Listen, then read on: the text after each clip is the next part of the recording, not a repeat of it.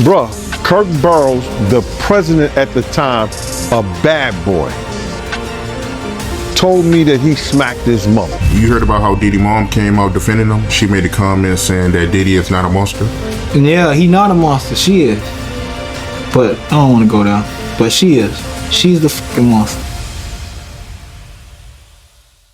Y'all, I thought I had heard it all when it comes to Diddy and his wild world of chaos. But baby, what if I told you the real puppet master behind all the madness might just be his mama? That's right, while the world's been pointing fingers at Diddy, someone else might have been pulling the strings all along. And now, the internet is spiraling over the idea that her so-called modeling agency was actually a front for something so disturbing, it's giving major Epstein energy. Buckle up, because this tea, it's boiling. So here's the deal. Diddy's mom, Janice Combs, has always been this quiet figure in the background, right? But recently, an ex-employee of Diddy dropped a bombshell and girl, we're still trying to recover. She said Janice didn't just run a modeling agency, she ran an exclusive ring of freak-off parties for the rich and powerful. And I wish I was exaggerating, but apparently this has been going on for decades. Word on the street is, these weren't just elegant gatherings with champagne and catwalks. These were full-blown anything-goes kind of nights. And the eeriest part? These parties reportedly mirrored the wild scenes Diddy himself has been accused of throwing. So when people say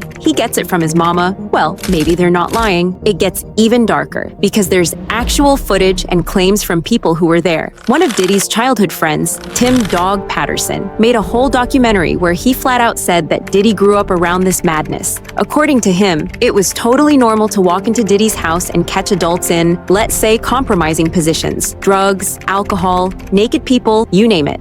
It was all there. Another name being thrown into this mess? DJ Easy Lee Davis. While he didn't attend the parties himself, he confirmed the rumors were everywhere. Janice allegedly had little cool chicks hanging around, making sure everyone was comfortable. I mean, how is this not national news? Let's not forget that Diddy himself has said some seriously questionable stuff about his own upbringing. In a 1999 interview, he admitted to being exposed to adult behavior at just 12 years old. He described an encounter with a girl where he literally said he copied what he saw in movies and did things most 12-year-olds wouldn't even understand. He even said, I was smacking the girls and she wanted me to do it again. Now, connect that with the rumors about his mom's wild parties, and the dots practically connect themselves. People are seriously wondering if Diddy's entire view on intimacy and power was shaped in those early years, right under his own roof. And then comes the man of the hour, Gene Deal. Now, if you don't know, Gene was super close to Diddy and his family for years. And let me tell you, this man is not holding back. He started talking about this seriously awkward video where Diddy brags about his mom being flexible, like she can bend over and touch her palms to the ground.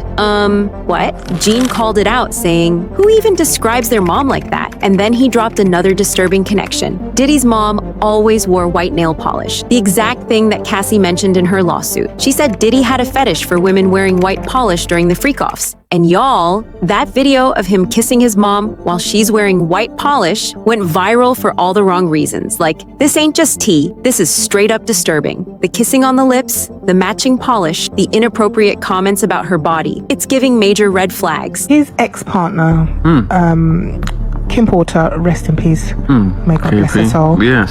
She has brought a book, She had a book? Tello book. It's come out now. And in the Tello book, she talks about white nails, having white nail polish on your nails, okay? Which basically he wanted her to have all the time, to have white nail polish on his on the fingernails. Yeah. Like he liked all these girls to have the white nail polish. Okay, so as a color. Okay. As the color, yeah, so that you could see what the hands were doing more.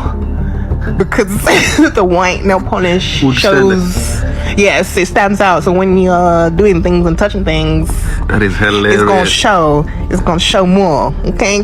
Where it's crazy is there's a video of him and his mother. They're really like talking about sexual stuff together. Him and his mum. His mum was like, oh yeah, we're just here relaxing, and she showed her nails, and the way that they were openly just like he wasn't alive. So they were openly talking sexually to one another.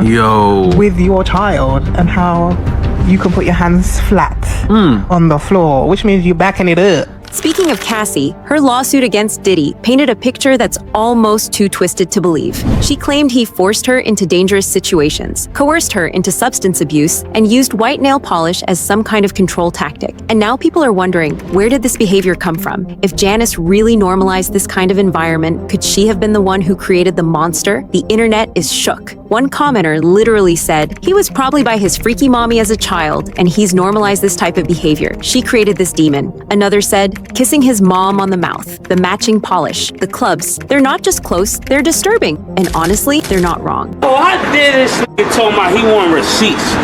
Let's start with your mother. Your mother got the receipts. Everything is in your mother's name. That's the one who got the receipts. You need more proof? Biggie ain't here, so Big can't give you no receipts. He dead. Craig Mack can't give you receipts. He dead. What are you talking about? Who else? Black Rob can't give you receipts. He dead. And everybody else you made sign paperwork so they can't talk about what I'm talking about. I'm the only one with the guts. And I sign it. Because I ain't need the money. All money ain't good money. Remember that. Remember that. Remember that. You know who to play with. These aren't one-off stories or baseless gossip. There are multiple people over decades pointing to the same woman, the same house, the same patterns. Look, I know a lot of this sounds absolutely wild. And yeah, we still have to say allegedly for legal reasons, but with everything surfacing, from documentaries to lawsuits to old interviews, it's hard not to see a pattern. And if all of this is even half true, then we've been looking at the wrong Combs this whole time. So now I gotta ask y'all, do you think Janice Combs used her modeling agency as a cover for freak-off parties? Do you think she shaped Diddy into who he is today? And is this just the beginning of even darker truths waiting to be exposed? Drop your thoughts in the comments. Because whoo child, this rabbit hole is deep, and I have a feeling we're not done falling yet. Until next time, stay safe, stay smart, and keep sipping that tea.